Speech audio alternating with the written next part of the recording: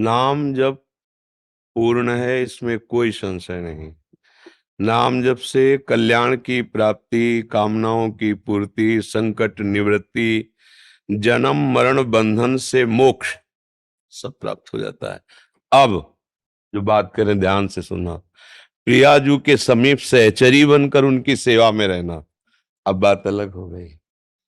अब इसके लिए जो सहचरियां आचार्य रूप से आई हैं और जो मंत्र दिया है, उसका निरंतर पवित्र अवस्था में और अपवित्र अवस्था में नाम, ये करना ही पड़ेगा, तभी स्वरूप की प्राप्ति होगी। सहचरी स्वरूप, पाप का नाश हो जाना, कामनाओं की पूर्ति हो जाना, रोग की निवृत्ति हो जाना, जन्म मरण बंधन से मुक्त हो, सब कुछ नाम भगवान कर देंगे। और नाम भगवान की कृपा से ही सदगुरु की प्राप्ति होना, और सदगुरु की कृपा से निज सेवा का स्वरूप प्राप्त करने का मंत्र मिलना, और मंत्र की कृपा से स्वरूप की प्राप्ति होना। कल्याण होना और स्वरूप की प्राप्ति होने, दोनों में अंतर है बच्चा, समझ रहे हो ना? हाँ, तो हर समय नाम जप करो, पर कुछ समय निकाल करके मंत्राकार वृत्ति करो, मंत्र में मन को लगाओ। अपनी बुद्धि के अनुसार परमार्थ में नहीं चला जाता, समझ रहे हो? अब जैसे हम किसी से कह दें आप आओ वृंदावन धाम वास करो, आपका सब काम बन जाएगा।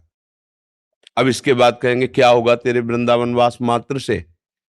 यदि एक भी क्षण प्रिया प्रीतम के चिंतन से गया तो तेरा क्या होगा? तो कह दे आप कल कह रहे थे कि वृंदावन वास, तो वृंदावन आओ और सब काम हो जाएगा। इसके बीच की जो यात्रा है वो अब हम तुम्हें पढ़ाएंगे, अब हमें समझाएंगे, उसको लेके मत बैठ जाओ। आप शुरुआत किए, अब आगे का मार्ग प्रशस्त होगा। मंत्राकार वृत्ति से ही अपने वपु की प्राप्ति होती है। जैसे दास्य भाव, सख्य भाव, गोपी भाव, सहचरी भाव, ये गुरु प्रदत्त मंत्र से होती है, ध्यान रखना। भगवान की प्राप्ति हो जाना, भक्ति की प्राप्ति हो जाना, ये सब नाम करवा देगा। जैसे उद्धव जी महाराज हैं, भगवान के प्रिय भक्त हैं, भगवान की संपूर्ण महिमा के ज्ञाता हैं, पर प्रेम रस के ज्ञाता नहीं है। प्रेम रस का ज्ञान प्राप्त करने के लिए गोपियों की शरण में आए, भगवान से प्रीत। और जब ब्रजरज में गोपियों की वो प्रेम दशा देखी, गोपियों का वो महामहिम स्वरूप देखा, तब उन्होंने कहा अभी तो हम कोरे के कोरे हैं, हम अपने को ज्ञानी समझते थे, लेकिन आज पता चला कि भगवान का प्रेम स्वरूप क्या है। अब गोपी बनकर प्रभु से आया तो बात और अलग हो गई। अभी गोपी के प्रेम देख करके उद्धव को लगा कि मेरा भजन, मेरा साधन, मेरी भगवत प्राप्ति इनके आगे क्या है। इनके आंसुओं में जो अमृत बरस रहा है वो मेरे अंदर, मेरा तो हृदय शुष्क है। और गोपी भाव, जिसके लिए ज्ञान शिरोमणि भगवान शिव ने गोपीश्वर होकर के रास में प्रवेश किया, फिर ये सहचरी भाव। तो इसलिए अल्पज्ञता का त्याग करके गुरु वचनों पर दृढ़ विश्वास करके हमें आगे बढ़ना है।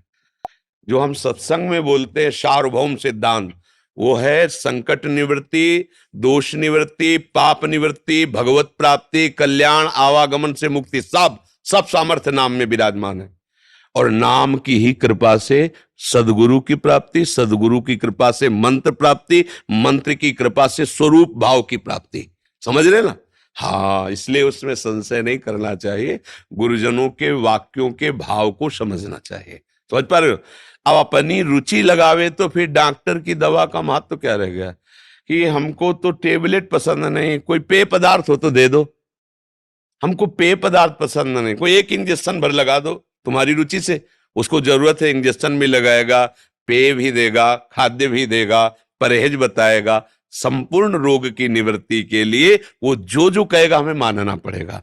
तो भव रोग निवृत्ति का अचूक उपाय सदगुरु रूपी वैद्य के पास है।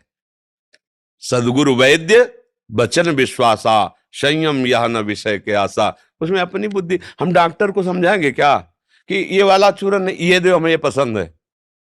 वो तो जो दे रहा है आंख मूंद के विश्वास करके हम उसके कथनानुसार चल देते हैं। ऐसे ही श्रद्धा और विश्वास की पूर्ण दृढ़ता गुरुदेव के वचनों में, तो भगवत प्राप्ति, भगवत प्रेम स्वरूप प्राप्ति सबसे। होटल्स पे फ्लैट